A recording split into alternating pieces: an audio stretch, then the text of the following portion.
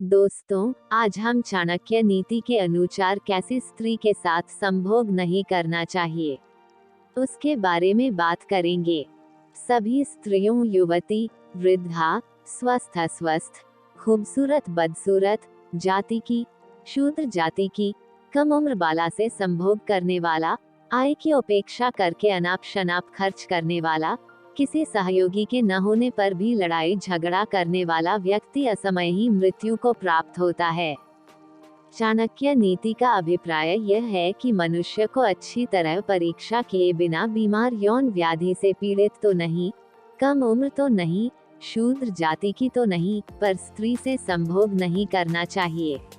अपनी आय के अनुसार ही खर्च करना चाहिए, बिना किसी की सहायता लिए झगड़ना नहीं चाहिए।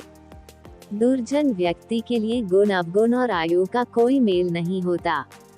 जिस प्रकार इंद्रायण का फल पक जाने के बाद भी अपनी कड़ुवाहट को नहीं छोड़ता, उसी प्रकार आयु बढ़ जाने के पश्चात, अर्थात बुढ़ापा आने के बाद भी दुष्टता कभी उससे छूट ही नहीं पाती।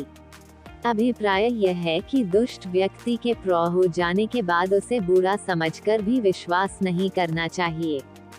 जिस प्रकार से इस संसार में खुदाई करके मनुष्य पृथ्वी के नीचे विद्यमान जल को प्राप्त कर लेता है, ठीक उसी प्रकार अपने गुरु की निस्वार्थ सेवा करने वाला शिष्य भी गुरु के हृदय में स्थित विद्या को प्राप्त कर लेता है। अभिप्राय है कि सच्चे मन से पुरुषार्थ करने पर हर व्यक्ति संभव फल की प्राप्ति कर सकता है। बसंत ऋतु में फलने वाली आम्रजरी के स्वाद से प्राणी मात्र को पुलकित करने वाली कोयल की वाणी जब तक मधुर और कर्णप्रिय नहीं हो जाती, तब तक वह मौन रहकर ही अपना जीवन व्यतीत करती है।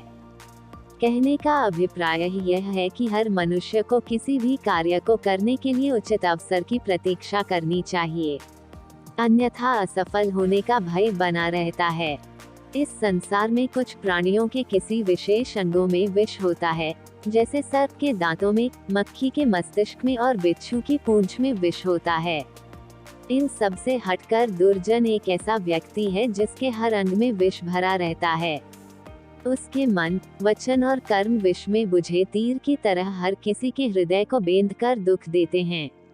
अतः बुद्धिमान व्यक्ति को दुर्जन से बचना चाहिए, वह उसके संग से भी दूर रहने में ही बुद्धिमानी है।